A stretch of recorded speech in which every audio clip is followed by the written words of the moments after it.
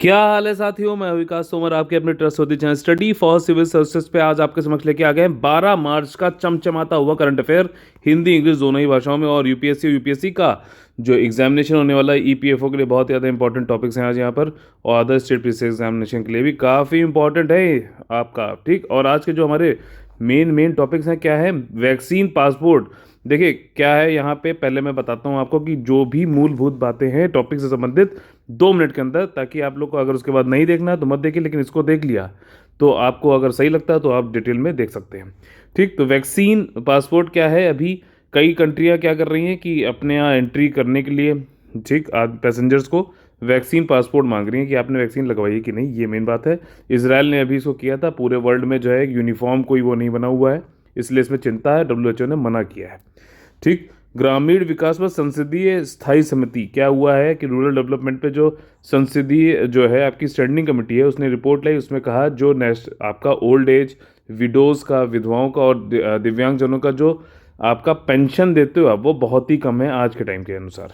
ठीक, वहीं जो वेजेस और मनरेगा में दिए जा रहे हैं वो भी जो है उसमें भी कई सारे इश्यूज हैं, उनको भी बताया है parliamentary standing committee rural development में ने बताया है। इसकी पूरी जानकारी लेंगे अभी डिटेल में। ठीक, एसएमएस स्क्रबिंग क्या है कि आपका टेलीकॉम रेगुलेटरी अथॉरिटी जो है ट्राई, उसने अभी क्या हुआ था कि कुछ कहा था कि भैया आप लोग के पास जैसे आता होगा ना कुछ कि ये ले लीजिए, ये आपको मिल गया है, ये बम्पर प्राइस हो गया, ये सर्विस करा लीजिए, वो करवा लीजिए।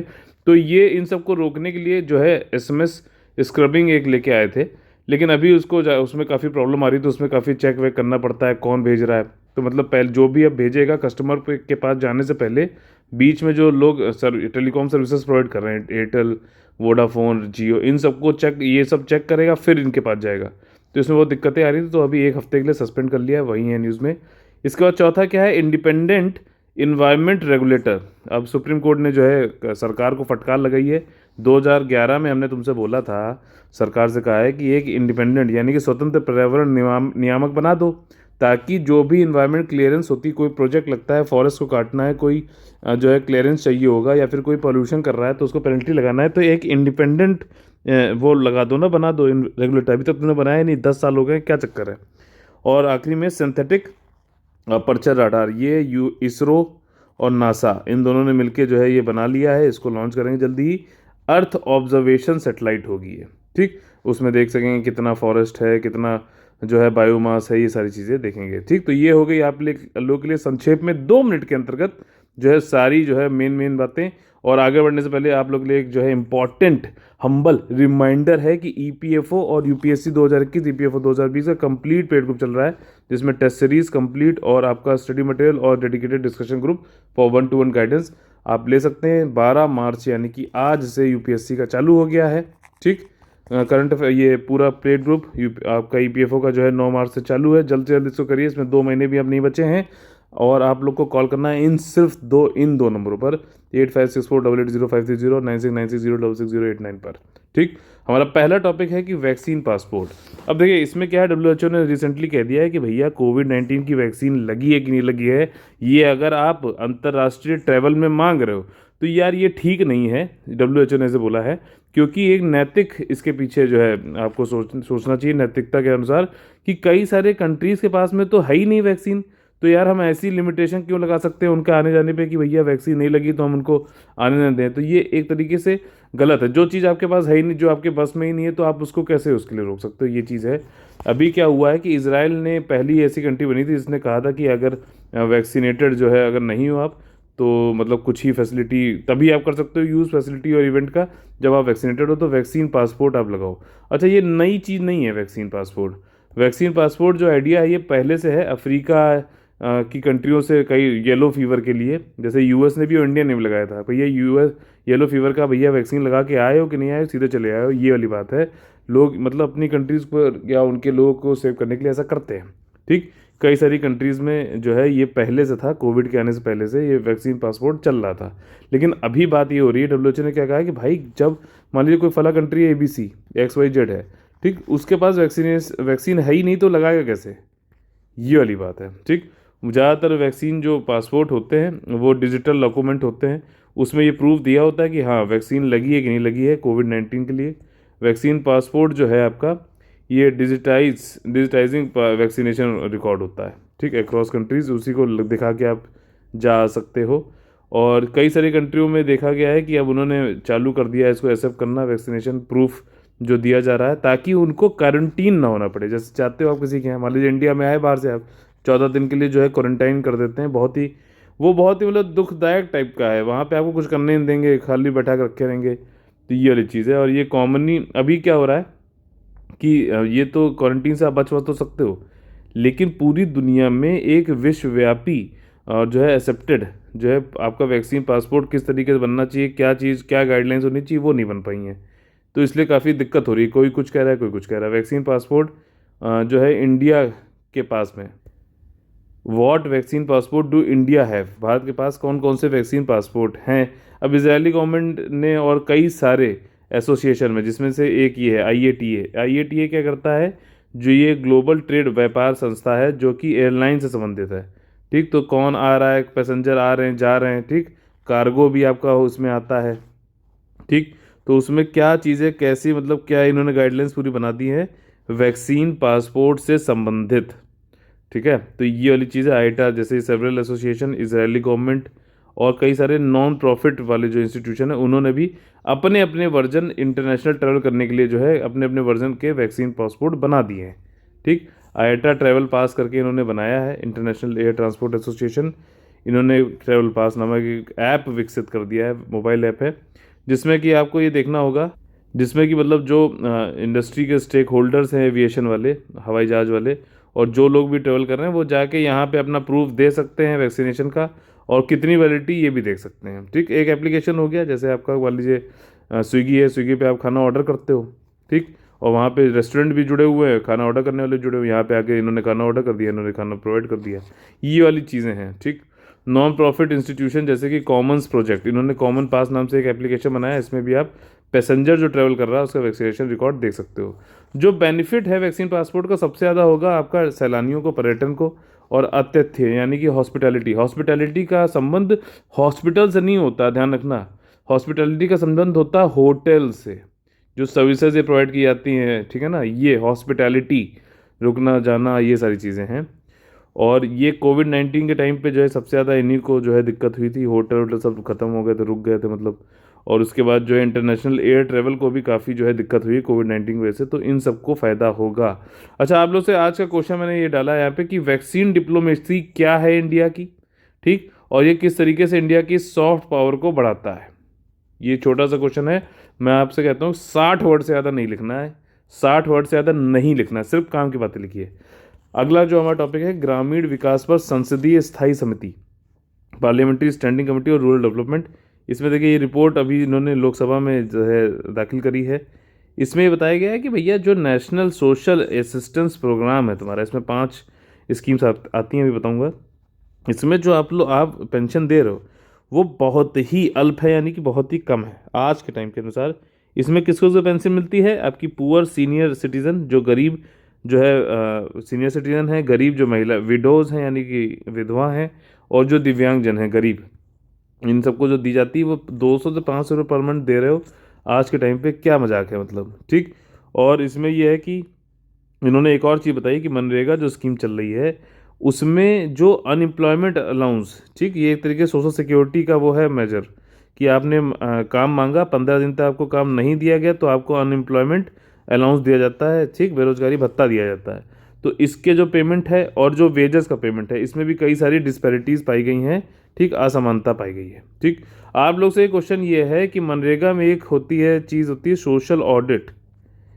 ये क्या चीज़ है, ठीक, ये सोशल ऑडिट से क्या संबंध है, ये बताइए। मतलब क्या चीज़ होता है ये।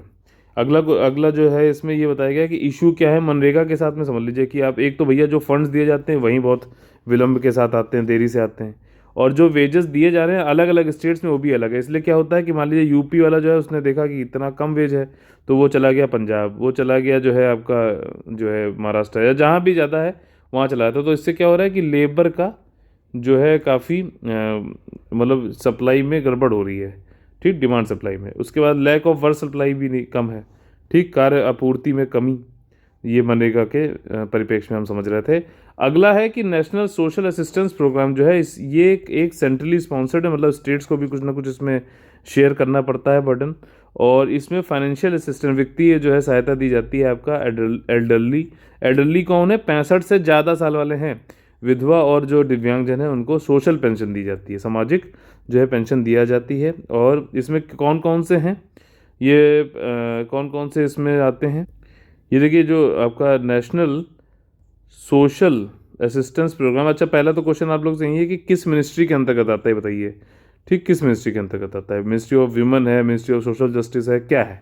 ठीक, तो ये 95 में चालू हुई थी आपकी। ठीक, 15 अगस्त 95 चालू हुई थी। और इसके 5 कंपोनेंट हैं, 5 स्कीम है इसके अंतर्गत। Indira Gandhi national window pension, Indira Gandhi national disability pension scheme 2009। ठीक, national family benefit scheme 1995, Annapurna scheme, और इसके बारे में बताऊंगा 2000, और national Indira Gandhi national old age pension scheme, ये भी 1995। ठीक, तो ये 5 स्कीम है। आप देखो यहाँ पे समझ लेते हैं। लाइफ सपोर्ट जो दिया जा रहा है, नेशनल सोशल असिस्टेंस प्रोग्राम, सामाजिक सहायता प्रोग्राम जो है वो किस पर एप्लीकेबल होता है? एल्डर्स, ठीक, विडोज़ और फिजिकल चैलेंज, ये तो अब याद हो गया होगा ना। और इसमें जो है पेंशन जो दी जाती है, जो सीनियर सिटीजन है 65 साल के ऊपर जो है और गरीब है हाउस होल्ड के, उनको 200 से 500 के बीच में दी जाती है। विडो को पेंशन 300 से 500 के बीच में दी जाती है, 40 के ऊपर जो है बीपीएल हाउस होल्ड से हैं। और दिव्यांग जनों को जो है 300 के ऊपर 300 के करीब पेंशन दी जाती है। 18 से 79 साल होती है इसमें, जिनके जो है बीपीएल हाउस होल्ड से हैं, सभी देखो बीपीएल हाउस होल्ड से हैं, ध्यान रखना। और मल्टीपल डिसेबिलिटी या फिर सीवियर डिसेबिलिटी दिव्यांग हो गए हैं। फैमिली बेनिफिट में 20,000 रुपये दिए जाते हैं अगर ब्रेड विनर जो है 18 से 59 साल के बीच में बीपीएल हाउस होल्ड गई, अगर उसकी मृत्यु हो जाती है तो उस केस में फैमिली बेनिफिट दिया जाता है। अन्नपूर्णा स्कीम क्या है कि जो भी सीनियर सिटीजन है 65 साल के ऊपर है और उनको किसी भी तरीके की पेंशन नहीं मिल रही है, तो उनको अन्नपूर्णा स्कीम के अंतर्गत उनकी जो है खाद्य सुरक्षा को ध्यान में रखते हुए फूड ग्रेन दिए जाते हैं 10 किलो, बिल्कुल फ्री ऑफ कॉस्ट, और वो भी हर महीने। समझ में आ गया? ये बहुत ज़्यादा इंपॉर्टेंट है ईपीएफओ के लिए आज का जो भी टॉपिक है। पेंशन इंश्योरेंस, इस पर बिल्कुल झपट पड़ा करो ईपीएफओ वालों, ठीक है।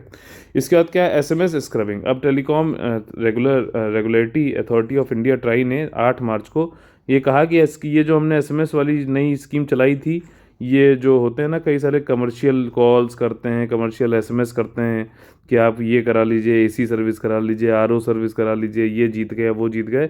तो उसके बीच में था कि रजिस्ट्रेशन, एक तो पहले तो ये बात है कि इनको रजिस्टर्ड होना चाहिए, और उसके बाद जब ये भेजें तो जो सेंडर, मतलब ये सेंडर जो है कमर्शियल जो काम करते हैं बिजनेस वाला, ये आपका कस्टमर के पास जाने से पहले चेक होगा और उसके बाद फिर रूट होगा। तो इसमें काफ़ी दिक्कतें आई थी, तो उन्होंने कहा 1 हफ्ते के लिए ट्राई ने बोला है हम इसको सस्पेंड कर रहे हैं for 7 days to allow principal entities to register themselves for their messaging templates. अब क्या हो रहा था, कई सारे जितने भी ये टेम्पलेट्स हैं ना, ये मैसेजिंग जो भी करते हैं, ये सब आप पहले पंजीकृत करेंगे अपने आप को, और उसके बाद ही अब ये एसएमएस कर पाएंगे। तो ये अच्छी चीज़ है, फालतू के बहुत आते रहते थे। ठीक, इंश्योरेंस करा लो, ये करा लो, ये बम्पर जो है आप लोकल लोन करवा देंगे, ये सारी चीज़ें ना। ट्राई ने टेलीकॉम कंपनी को इन्फॉर्म किया कि जो भी उनके प्रिंसिपल एंटिटीज़ हैं इस टाइप के, और उनको फैसिलिटेट करो भैया कि उनका पंजीकरण कराओ विद इन स्टिपुलेटेड टाइम, जो भी बताया गया, मतलब 7 दिन में जल्दी से करो। ट्राई ने 2018 में एक फ्रेमवर्क जारी किया था, उसमें कहा गया था कि जो भी टेलीकॉम हैं वो ब्लॉकचेन टेक्नोलॉजी का यूज़ करते हुए, डिस्ट्रीब्यूटेड लेजर टेक्नोलॉजी का यूज़ करते हुए, जो भी सेंडर है जो इन्फॉर्मेशन भेज रहा है और जो भी उसका कंटेंट है, समझना, कमर्शियल एसएमएस का, वो यूज़र की डिवाइस में जाने से पहले जो है उसको जो है आप चेक करो, ठीक, उसको सत्यापित करो, वेरीफाई करो। लेकिन क्या हो रहा था, इसके कई सारे लूप होल ढूंढ लिए गए और जो है सक्सेसफुल ज़्यादा नहीं हो पाया। तो उस केस में क्या है कि अब ये ट्राई ने फिर से 2 अभी निकाले थे नए, एसएमएस स्क्रबिंग नाम से नया वो था कि उसमें भैया जो भी भेजेगा वो पहली बात तो पंजीकृत होना चाहिए, और फिर टेलीकॉम इन सबको वो करने, इसको बायर के जो भी कस्टमर है उसके पास जाने से पहले इसको चेक वेक किया जाएगा। तो उसमें काफ़ी दिक्कतें आ रही थी, और जो भी अनरजिस्टर्ड कमर्शियल सेंटर्स थे उनको तो बैन कर दिया गया from sending any SMS by the new technology, जो नई टेक्नोलॉजी निकाली गई जिसका क्या नाम है, एसएमएस स्क्रबिंग। ठीक, अब इसके बारे में अगर क्वेश्चन पूछेगा तो आइडेंटिफाई तो कर लोगे ना प्रीलिम्स में कि किस तरीके, क्या मतलब उसमें स्टेटमेंट देगा तो ध्यान से सुन के, ध्यान से पढ़ के, अगर आपने अभी ध्यान से सुना तो ध्यान से पढ़ के वहाँ पे आइडेंटिफाई कर लोगे ना। ठीक, as per the try norm क्या है कि जो भी कंटेंट है सारे एसएमएस का वो अब सत्यापित वेरीफाई किया जाएगा बिफोर जो है वो डिलीवर हो सके यूज़र्स को, और इस प्रोसेस को स्क्रबिंग कहते हैं। ये 8 मार्च से जो है लागू होना था। बहुत टाइम बाद ये लागू हो पाया, डिले हो पाया, लेकिन 8 मार्च से लागू होना था, लेकिन फिर इसको एक हफ्ते के लिए अभी विलम्ब से इसको फिर लागू किया जाएगा। नई जो ट्राई रेगुलेशंस हैं प्रिंसिपल एंटिटीज़ के लिए, ठीक है, जो वही है जो मतलब सेंड करते हैं कमर्शियल ये सब, उनको अलाउड होगा सेंड करना एसएमएस टू द कस्टमर्स, लेकिन उनको पहले रजिस्ट्रेशन कराना पड़ेगा। ठीक, of senders, telemarketers, headers, content templates, ये सारे जो लोग हैं, और सब्सक्राइबर प्रेफरेंस, ये सब कुछ रजिस्ट्रेशन में उनको बताना पड़ेगा, भैया क्या करने आते हो, क्या बेचते हो, पता है बीमा की जगह जो है पेंशन तो नहीं बांटने लग रहे हो या फिर कुछ ऊल जुलूल बातें कर रहे हो, तो ये सारी चीज़ें जो है मतलब क्या तुम करते हो, अगर उससे अगर कुछ और कर रहे होगे तो फिर जो है दिक्कत है। ठीक, नीड क्या है, जो ओल्ड टेक्नोलॉजी थी वो काफ़ी मतलब उसमें टेलीमार्केटर्स ने जो है वो कामयाब नहीं हो पाई। ठीक, उसकी वजह से क्या है, रोज़ ही आपको लोन मिल रहा था फ्री में मतलब ऐसे उल्टे सीधे फ़ोन आते हैं कि नहीं आते हैं, अच्छा कमेंट करके बताइए। ठीक, और कोई वैसा ही किस्सा हुआ हो तो ज़रूर बताइए कमेंट करके। ठीक, जो टेलीकॉम रेगुलेटरी अथॉरिटी है ये एक वैधानिक संस्था है गवर्नमेंट ऑफ इंडिया की, और ये सेक्शन 3 जो है telecom Regulatory Authority of India 1997 के अंतर्गत बनाई गई है, और ये जो है दूरसंचार क्षेत्र को नियामक है, यानी कि टेलीकॉम कम्युनिकेशन का रेगुलेटर है। इसमें एक चेयरपर्सन होता है और कम से come and more than 2 full time members. ठीक, फुल टाइम मेंबर्स होंगे लेकिन 2 से ज़्यादा होंगे, ये कहने वाली बात है। अगला जो हमारा टॉपिक है वो है स्वतंत्र पर्यावरण नियामक। देखिए, इंडिपेंडेंट एनवायरनमेंट रेगुलेटर। अब इसमें सुप्रीम कोर्ट ने क्या कहा कि भैया गवर्नमेंट, तुमसे मैंने ये कहा था कि एक इंडिपेंडेंट इन्वायरमेंट रेगुलेटर बनाओ जो ये देखेगा कि ग्रीन क्लियरेंस, यानी कि फॉरेस्ट काटना है कि नहीं काटना है, इन्वायरमेंट से संबंधित इन्वायरमेंट जो क्लियरेंस होता है वो देना है कि नहीं देना, उसको जो है वो करेगा। लेकिन तुमने 2011 मैंने कहा था, आज तक किया नहीं। अब समझना है यहाँ पे कॉन्सेप्ट क्या है, नाम समझो इंडिपेंडेंट क्या होता है। अभी तक जो भी कोई मान लीजिए प्रोजेक्ट है, प्रोजेक्ट लगाना है, प्रोजेक्ट लगाने के लिए फॉरेस्ट की लैंड को मान लीजिए हटाना है या फिर कोई जो भी है, तो ये प्रोजेक्ट बनाने वाला जो प्रोपोनेंट है, जो प्रस्तावक है, प्रोपोनेंट जो है, जो प्रस्तावक है, यही बताएगा कि कौन कितना फॉरेस्ट हटना है। अब आप एक चीज़ सोचो, जो ये बंदा है जो लगा रहा है ये खुद ही क्या सही चीज़ बताएगा, और ये प्रोजेक्ट प्रोपोनेंट की ही जिम्मेदारी होती है कि इसको जो भी प्रोजेक्ट बना रहा है ये, उसका EIA यानी कि इन्वायरमेंट इम्पैक्ट असेसमेंट भी कराओ किसी एक्सपर्ट बॉडी से। ठीक, किसी एक्सपर्ट बॉडी से कराओ, तो ये भी प्रोजेक्ट प्रोपोनेंट की ही, प्रस्तावक की ही वो है, जिम्मेदारी है। तो इसमें अब क्या ये इंडिपेंडेंट हो पाएगा, क्या ये अपने लिए ही तो काम करेगा जब सबको इसी के लिए छोड़ दिया आपने। तो ये सुप्रीम कोर्ट ने इस चीज़ को, खामी को देखा, उन्होंने कहा कि भाई साहब एक इंडिपेंडेंट इन्वायरमेंट रेगुलेटर बना दो जो ग्रीन क्लियरेंस कम समय में भी देगा, निष्पक्ष तरीके से देगा, और जो है जो चाहिए देने का वही देगा। ठीक, पर्यावरण का भी ख्याल रखेगा, साथ ही साथ जो काम गलत कर रहा होगा, पोल्यूशन कर रहा होगा, उसको पेनल्टी भी लगाएगा, ये सब काम की करेगा। तो 2011 में मैंने तुमसे कहा था, और किस केस में कहा था, लाफार्ज माइनिंग केस में। ठीक, एक नेशनल एनवायरनमेंट रेगुलेटरी बॉडी की बात करी गई थी जो कि ये ग्रीन क्लियरेंस इन सब का बात करेगी, जुलाई 2011 में कहा था। Lafarge Umiam Mining Private Limited versus Union of India के अंतर्गत आपने अभी तक नहीं किया है। इस जो नियामक को बनाना था किसके अंतर्गत, इन्वायरमेंट प्रोटेक्शन एक्ट 1986 के अंतर्गत। इस वाले को आज आपको पढ़ना है। ये एक्चुअली अम्ब्रेला जो है लेजिस्लेशन है, इसके अंतर्गत बहुत सारी चीज़ें बनती हैं। CRG बनती है, कोस्टल रेगुलेशन जोन बनता है। ठीक, काफ़ी सारी चीज़ें हैं, इसके बारे में आज आप लोग को नोट्स लिखना है, आपको पेड ग्रुप में जो लोग हैं, बाकी यहाँ पे भी लोग लिख सकते हैं यूट्यूब पे, मैं इसको देख लूँगा। ठीक, और इसको सेटअप करना था इसी के अंतर्गत। और ये रेगुलेटर होता जो ये इंश्योर करता है कि नेशनल फॉरेस्ट पॉलिसी जो 1988 वाली, जिसमें कहा गया है कि भारत के कितना भूभाग का कितना हिस्सा जो है फॉरेस्ट का होना चाहिए, 33%। और अभी 2019 में जो फॉरेस्ट सर्वे आया है उसमें कितना है बताइए, पढ़ा है कि नहीं पढ़ा है। ठीक, और ये बताइए फॉरेस्ट कवर और फॉरेस्ट एरिया में क्या डिफरेंस होता है। बहुत सिंपल सा क्वेश्चन है, जरूर याद दीजिएगा पेड ग्रुप में, मैं वहाँ पे इसका जो है बता दूंगा आप लोगों को। नेशनल फॉरेस्ट पॉलिसी जो थी इसको जो है वो कार्यान्वित करता, इम्प्लीमेंट करता अच्छे से। लेकिन 2011 से 2021 हो गया, गवर्नमेंट कई सारी आ गई, लेकिन कोई बदलाव नहीं हुआ पर्यावरण के संबंध में। अब सेंटर ने मतलब ये करना था अपॉइंट नेशनल रेगुलेटर, जो कि प्रोजेक्ट के जो है वो मूल्यांकन करता, ठीक, उसकी जो है वो देखता कि क्या चीज़ें स्वीकृत करनी है क्या नहीं करनी है, पेनल्टी लगाता है पॉल्यूटर्स पे, और जो है जो भी इन्वायरमेंटल कंडीशंस थी उनका अप्रूवल देता, लेकिन कुछ किया ही नहीं गया है इसमें।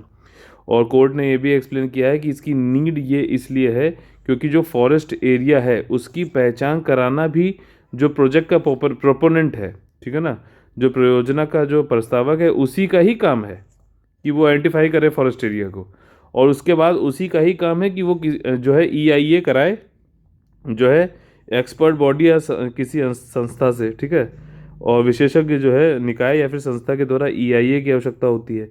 अब सब कुछ ये खुद ही करेगा तो फिर यार कितना वो हो सकता है, ये वाली बात है, ठीक, कितना वो तो बायस्ड ही रहेगा ना। टिल सच मैकेनिज्म जब तक नहीं था तो इन्होंने कहा था कि जब तक ये नहीं है, ठीक, आपका नियामक जो इन्होंने बताया था इन्वायरमेंट इंडिपेंडेंट इन्वायरमेंट रेगुलेटर, तब तक इन्होंने कहा था कि इन्वायरमेंट मिनिस्ट्री जो है एक पैनल बना दे, ठीक। अब देखो ये वाला जो केस है ये जुडिशियल एक्टिविज्म में आएगा, समझना, ठीक, चेक एंड बैलेंस है। अब यहाँ पे क्या था कि सरकार काम नहीं कर रही है, कोई लॉ नहीं था, तो जुडिशियल रिव्यू किया इन्होंने, जुडिशियल रिव्यू में देखा गया कि हाँ नहीं है, ज़रूरत थी, तो जुडिशियल एक्टिविज्म हो गया। अगर ये होता और फिर भी जो है कुछ ये करते तो वो हो जाता जुडिशियल ओवर रीच। और ये जुडिशियल ओवर रीच बोलने वाले कौन होते हैं, लॉ वाले या फिर कार्यकारिणी या फिर एग्जीक्यूटिव या सरकार वाले। तो जुडिशियल ओवर रीच ऐसा ऐसा नहीं कहीं कॉन्स्टिट्यूशन में लिखा हुआ है, ये सब परसेप्शन पे है। इसको जुडिशियल जो है सुप्रीम कोर्ट का जुडिशियल एक्टिविज्म लगेगा, लॉ वाले अगर उनको नहीं पसंद आया तो वो जुडिशियल ओवर रीच उसको बोल देंगे, समझ रहे हो। तो ये वाली चीज़ें है, तो ये थोड़ा सा इसमें थिन लाइन होती है जुडिशियल ओवर रीच और एक्टिविज्म के बीच में। बस आपको कॉन्सेप्ट क्लियर होना चाहिए, उसको अप्लाई करके चाहे कैसा भी क्वेश्चन बना ले आप वहाँ पे सही कर ले जाओगे, ठीक। ये चीज़ है, बेसिक्स बहुत क्लियर करने जरूरी हैं यूपीएससी के लिए, कॉन्सेप्ट बहुत ज़्यादा जरूरी है क्योंकि वो आपको वहाँ पे सोचने में मजबूर करेगा। अगर कॉन्सेप्ट क्लियर होंगे तभी आप जो है क्वेश्चन को अच्छे से कर पाओगे, इंटरप्रिटेशन बेस्ड वाले तो तभी हो ही पाएंगे, समझना मेरी बात, ठीक। कोर्ट ने यहाँ पे ये कह दिया है कि जब तक नहीं था भाई तब तक आप, जब तक ये बना रहे हो IER रेगुलेटर, तब तक ये एक एक्रीडिटेड इंस्टीट्यूशंस यानी कि मान्यता प्राप्त संस्थानों का एक पैनल तैयार कर दो जो कि प्रोजेक्ट प्रोपोनेंट्स के साथ में मिलके रैपिड इन्वायरमेंट इम्पैक्ट असेसमेंट कर लेगा, और उसमें टर्म्स ऑफ रेफरेंस जो भी हैं, किस तरीके से EIA होगा क्या है, सब कुछ मिनिस्ट्री ऑफ इन्वायरमेंट बता देगा, वहीं करेगा। लेकिन कुछ भी ना ये पैनल बनाया गया, ना उन्होंने इंडिपेंडेंट इन्वायरमेंट रेगुलेटर बनाया, ये कुछ काम हुआ ही नहीं उसमें, ठीक। और नीड क्या है, ताकि जो है उचित अनुपालन हो सके, कैपेसिटी इंडिपेंडेंस हो सके, और जो है विनियामक जो आपकी विलम्ब से छुटकारा हो, प्रिवेंटिंग रेगुलेटरी डिलेज, क्लियरेंस मिलता ही नहीं है, ठीक, और कॉस्ट ओवररन होता रहता है, अनबायस्ड डिसीजन मेकिंग हो सके, ठीक, निष्पक्ष निर्णय लिया जाए। अगला जो हमारा टॉपिक है वो है सिंथेटिक अपर्चर राडार, ठीक है ना। सिंथेटिक अपर्चर राडार राडार है, और ये राडार किस पे काम करेगा, अलग अलग फ्रीक्वेंसीज पर, जो कि है L और S। ये आपका जो IR होता है, इंफ्रारेड जो बैंड होता है, इलेक्ट्रोमैग्नेटिक स्पेक्ट्रम, आप लोगों ने पढ़ा है ना, मैंने कई बार बोला है, इंपॉर्टेंट है, विद्युत चुंबकीय स्पेक्ट्रम। उसमें जब आपका जैसे कि UV होता है, विजुअल लाइट होती है, और फिर IR होता है, फिर उसका रेडियो वेव्स हो गया। आपके UV के इधर जाओगे तो फिर गामा है, आपका माइक्रोवेव नहीं गामा, सॉरी एक्स रेज हो गई, गामा रेज हो गई, ये सारी कुछ, ठीक। तो जो IR है उसके अंतर्गत जो है आपका राडार, मतलब जो आप ये देखो कि अर्थ से ऑब्जर्वेशन कर सको, कुछ चीज़ जो एयरप्लेन निकल रहा है कि नहीं जा रहा है, क्या जा रहा है, उनको डिटेक्ट कर सको, तो उसके लिए इंफ्रारेड के अंतर्गत जो है कई सारे बैंड होते हैं, जैसे कि LSC X क्यू के ऐसे करके जो कई सारे बैंड होते हैं। तो यहाँ पे बात हो रही है L बैंड और S बैंड की। L वाला जो है नासा ने दिया है, ठीक। ये सिंथेटिक अपर्चर राडार जो है ये नासा और इसरो का जो है जॉइंट जो है ये कोलैबोरेशन करके इन्होंने अर्थ ऑब्जर्वेशन सैटेलाइट बनाने का काम किया है, और इसका नाम क्या है, निसार। निसार हो गया वाला गाना याद आया होगा आपको शायद, ठीक। तो ये जो है इसरो और जब नासा मिले तो निसार हो गया। तो ये चीज़ है, ये एक जॉइंट कोलैबोरेशन है। डुअल फ्रीक्वेंसी L बैंड और S बैंड का यूज़ करेंगे, अर्थ ऑब्जर्वेशन मतलब अर्थ को देखेंगे, क्या देखना है बताएंगे, ठीक। इट इज़ कैपेबल, ये है कि हाई रिजोल्यूशन, बहुत ही अच्छी इमेजेस आएंगी, और 2014 में चालू किया गया था पार्टनरशिप, और 2022 में इसको लॉन्च करना है, श्रीहरिकोटा से लॉन्च होगा, ध्यान रखना। और क्योंकि लॉन्च व्हीकल कौन दे रहा है, इसरो दे रहा है, जिससे ये सैटेलाइट जाएगी। द गोल ये यही है कि हम मेजरमेंट कर सकें कि लैंड सरफेस में क्या क्या चेंजेस हो रहे हैं, एडवांस्ड रडार इमेजिंग से, रडार से इमेज बना के। आपका इसरो नासा का जो कोलैबोरेशन है वो एल बैंड, देखो नासा जो है एल दे रहा है, एल बैंड से संबंधित सारी चीज़ें दे रहा है, जीपीएस के रिसीवर दे रहा है, कम्युनिकेशन अच्छे सिस्टम हाई रेट वाले दे रहा है, पेलोड डेटा ये सब कुछ दे रहा है, सॉलिड स्टेट रिकॉर्डर। इसरो क्या दे रहा है, इंडिया क्या दे रहा है, एस बैंड एसएआर दे रहा है, ठीक, सिंथेटिक अपर्चर रडार, और स्पेस का क्राफ्ट का बस दे रहा है, लॉन्च व्हीकल, ठीक, प्रत्यपेक्षित करने के लिए, ठीक है ना, लॉन्च करने के लिए जो है आपका ये दे रहा है, लॉन्च सर्विसेज, ये सारी चीज़ें देगा, ठीक। अब ये क्या इसका फंक्शन होगा निसार का, कि जैव द्रव्यमान, बायोमास क्या होता है बताइए। बहुत ही सिंपल सी इन्वायरमेंट से रिलेटेड है ये अर्ली डेफिनेशन, और मैं सही बता रहा हूँ ये डायरेक्टली पूछ सकता है वहाँ पर, यूपीएससी तो पूछ ही सकता है और आयोग भी पूछ सकते हैं, क्योंकि ये इतना बेसिक है कि आप इसको इग्नोर कर दोगे, कभी पढ़ोगे ही नहीं कि भैया ड्राई वेट होता, चल नहीं, अच्छा बताओ इसको आप, ठीक है। बायोमास क्या है, मैं चाहता हूँ आप लोग खुद पढ़ें, क्योंकि जब आप ये वाला टॉपिक पढ़ेंगे तो 2-3 चीज़ें और पढ़ोगे इन्वायरमेंट में, या सर्च कर लेना आसानी से मिल जाएगा, ठीक। फंक्शन क्या है निसार का, कि बायोमास कैसे नेचुरल हैजार्ड, जो कोई प्राकृतिक आपदाएं पड़ रही हैं, भूजल, आपका ग्राउंड वाटर कहाँ पे ज़्यादा है कहाँ कम है, सी लेवल राइज हो रही है कि नहीं हो रही है, कहाँ पे हो रही है, ज़्यादा हो रही है, किस रेट से हो रही है, ये सब कुछ बताएगा, ठीक। बहुत ही ज़्यादा जरूरी है, डिजास्टर मैनेजमेंट में भी इसका काम होगा कि नहीं होगा, बताओ, इंटरलिंक कैसे करोगे मेरे भाई, ठीक। तो it will provide a means of highly spatial and temporal complex, spatial मतलब कि आपका जगह होता है, ठीक, एक जगह, दो जगह, तीन जगह, और टेम्पोरल मतलब कि आपका ये टेम्परेली कॉम्प्लेक्स प्रोसेसेस जो हैं, जैसे कि आपका टाइम से संबंधित टाइम A1, टाइम 2, टाइम 3 पे कितना क्या कब हो रहा है, तो वो वाली चीज़ है, ठीक। तो जैसे ज्वार भाटा होता है आपका, टाइडल टेंडेंसीज होती हैं आपकी कोस्टल एरियाज़ में, तो कब ज्वार भाटा आने वाला है कब नहीं वाला, तो इसके थ्रू आप देख सकते हो, ठीक, तभी आप बता पाओगे भैया नेचुरल रिजल्ट होने वाला कि नहीं हो रहा, फोरकास्ट कर पाओगे तो जान बच सकती है लोगों की, ठीक। उसमें यह है कि इकोसिस्टम डिस्टर्बेंसेस, जो आपका जो है पारिस्थितिकी तंत्र है उसकी अनियमितता, आइस शीट कोलैप्स हो रही है, क्या हो रही है, आपकी आपदाएं जो हैं जैसे वोल्केनो, लैंडस्लाइड, अर्थक्वेक, सुनामी, इन सब से संबंधित है। और इसमें यह भी देखेगा कि इकोसिस्टम जो अर्थ के किस तरीके से बदल रहे हैं, आइस मासेस कैसे किस तरीके से बदल रहे हैं, क्लाइमेट चेंज का भी आप अंदाज़ा फिर इससे लगा पाओगे। भैया अगर आइस मेल्ट हो रही है तो ग्लोबल वार्मिंग हो रही है, क्लाइमेट चेंज का असर है। नासा क्या है, नासा आपका यूएस की संस्था है जो स्पेस प्रोग्राम को देखती है, हेडक्वार्टर इसका वॉशिंगटन डीसी में 1958 बना था। इसरो क्या है, इसरो बहुत अच्छा संस्था हमारी, 1969 15 अगस्त को चालू हुई थी, और बेंगलुरु में इसका हेडक्वार्टर है, और नेशनल स्पेस एजेंसी है, ठीक। एस बैंड और एल बैंड के बीच में क्या डिफरेंस है, वैसे देख लेते हैं। एस बैंड कौन कर रहा है, इसरो कर रहा है, ठीक। इसको ऐसे याद कर सकते हो, एस इसरो में भी, इसमें भी, नासा में भी एस है, लेकिन हम नासा को एल से याद रखेंगे, ठीक। ये लर्नर है नासा हमारे सामने। It is use to detect any aircraft, कोई एयरक्राफ्ट फील्ड में आ रहा तो है, इसकी फ्रिक्वेंसी 1:2 गीगाहर्ट्ज़ होती है, और इसका 15 आरपीएम होता है। एल बैंड राडार जो है ये एक पॉइंट दिखा देगा राडार पे कि ये है, ठीक। आपका अगर यहाँ देखा जाए तो लॉन्ग रेंज डाटा ट्रांसमिशन अगर आप करना है एस बैंड के थ्रू, मतलब कि इंटरनेट और ये सारी चीज़ें डाटा के ट्रांसमिशन करना, तो उसके लिए 2 से 4 गीगाहर्ट्ज़ का होता है, इसकी आरपीएम जो है 60 है, और ये इन्फॉर्मेशन दे देता है फ्लाइट का with all information at every second, मतलब इसमें जो है ये हर सेकंड का देता जाएगा। तो एस बैंड ज़्यादा सुपीरियर है, जो कौन दे रहा है, इसरो दे रहा है। तो आगे बढ़ने से पहले आप लोग बता दें कि ये वाला सेक्शन है, इसको बोलते हैं हम कौन बनेगा आईएएस। इसमें क्या बताया जाता है कि आप पढ़ तो रहे हो तो ठीक है, लेकिन किस तरीके से क्वेश्चन को अटेम्प्ट करना है ये समझना जरूरी है एग्जाम में। अब जैसे एस्ट्रिक्स है, निम्नलिखित जो है स्टेटमेंट की बात कही गई, ट्रू पूछा गया है, तो आप हर स्टेटमेंट पढ़िए, उसके सामने क्रॉस और टिक लगाइए अपने अनुसार, जिसको आप बिल्कुल कंफर्म हो उस वाले, कैसे गलत कोई कंफर्म हो गया आपको तो उस हिसाब से एलिमिनेशन मेथड को लगा के आप हटा सकते हो, ठीक। तो इसमें क्या है, रशिया ने स्टार्ट किया है 5 दिन long military exercise AsterX in space. तो अगर आपने पढ़ा हुआ है, करंट अफेयर का है टॉपिक, तो आप तुरंत समझ जाओगे कि रशिया वाला गलत है। अब जब रशिया वाला गलत है तो ये एलिमिनेशन मेथड थ्रू आपको पता लग गया कि सी ऑप्शन है, लेकिन फिर भी एक बार पढ़ना जरूरी है, ठीक। ये एक्सरसाइज है एस्टर एक्स, ये on the memory of its first satellite launch जो है 1965 में जब करी गई थी उसके नाम पर रखा गया, और ये फ्रांस की है, ध्यान रखना। ये मिशन जो है इसमें न्यू यूएस स्पेस फोर्स और जर्मन स्पेस एजेंसी ने भी पार्टिसिपेट किया है, एक तरीके की स्पेस यानी अंतरिक्ष की एक्सरसाइज है। 8 मार्च को 2021 में आपका फ्रांस ने 5 दिन का लंबा मिलिट्री एक्सरसाइज करी स्पेस में, अंतरिक्ष में। और इसका मतलब यह है कि एक तरीके से देखेगा कि जो भी सेटेलाइट हैं फ्रांस की या फिर उसके जो भी डिफेंस इक्विपमेंट हैं उनके ऊपर अगर कोई अटैक कर रहा है तो उनको वहीं पे धाराशाही कर दो। ये एबिलिटी को पाने के लिए, बनाए रखने के लिए ये वाली मिलिट्री एक्सरसाइज हो रही है, जिसका क्या नाम है, एस्टर एक्स है। एस्टर एक्स है और ये फ्रांस कराता है। अच्छा, इंडिया और फ्रांस के बीच में, फ्रेंच के बीच में जो मिलिट्री एक्सरसाइज होती हैं वो उनके बारे में जान लेते हैं।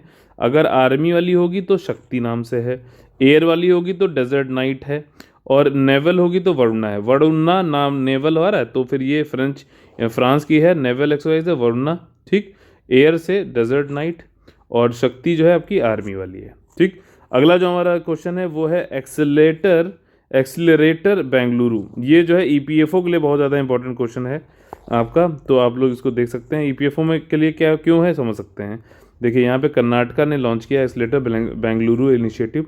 ये जो है एक तरीके का 6 महीने लंबा एक्सीलरेटर प्रोग्राम है, मतलब कि कोई, और अभी बताता हूँ इसके बारे में। और ये जो है ये सपोर्ट करता है व्यूमन को जो कि चाहते हैं कि अपना कोई माइक्रो बिजनेस चलाना, तो उनको जो है बिजनेस को उठाना, सपोर्ट करना, ये सारे काम के लिए ही एक्सीलरेटर बेंगलुरु इनिशिएटिव बनाया गया। और उसमें सारे स्टेटमेंट जो हैं वो सही हैं, ठीक। तो अब ये समझ लेते हैं। देखिए इनिशिएटिव जो है ये किसका है, उबंटू कंसोर्टियम का है, जो विमेन एंटरप्रेन्योर, जो उद्यमिता को जो है एसोसिएशन जो है उनको बढ़ावा देती है। और गेम यानी कि global alliance for mass entrepreneurship.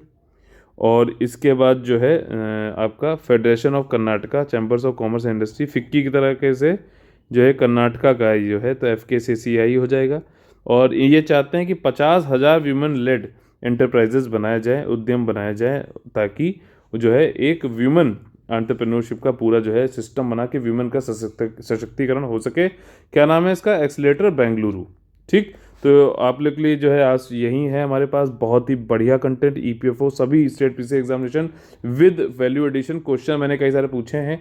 अगर आप लोगों को पसंद आता है तो प्लीज़ लाइक शेयर सब्सक्राइब जरूर कर सकते हैं, और कमेंट जरूर करिएगा आंसर्स को, क्योंकि अगर आप कमेंट करते हैं तो आप अपनी ब्रेन की एक्सरसाइज करते हैं, जो कि मदद करेगा आपका सिलेक्शन सुनिश्चित करने के लिए। लाइक शेयर सब्सक्राइब जरूर करना है मोटिवेट करने के लिए हमें। और आपको अगर हमारे साथ पेड ग्रुप में जुड़ना है, यूपीएससी का आज से हमारा नया पेड ग्रुप चालू हो रहा है 12 तारीख से, और ईपीएफओ का जो 9 तारीख से चालू हो चुका है। ईपीएफओ में अब 60 दिन से भी कम बचे हैं, तो इसको आप जल्द से जल्द ज्वाइन कर सकते हैं। सिर्फ इन 2 नंबर पर कॉल करिएगा, 8564880560, 9696060689 पर, और एडमिशन ले सकते हैं। चलिए कल फिर से आपसे मुलाकात होगी सुबह 6 बजे, और तब तक के लिए जो है आप लोग से अलविदा लेते हैं। जय हिंद, जय Bharat, all the very best है।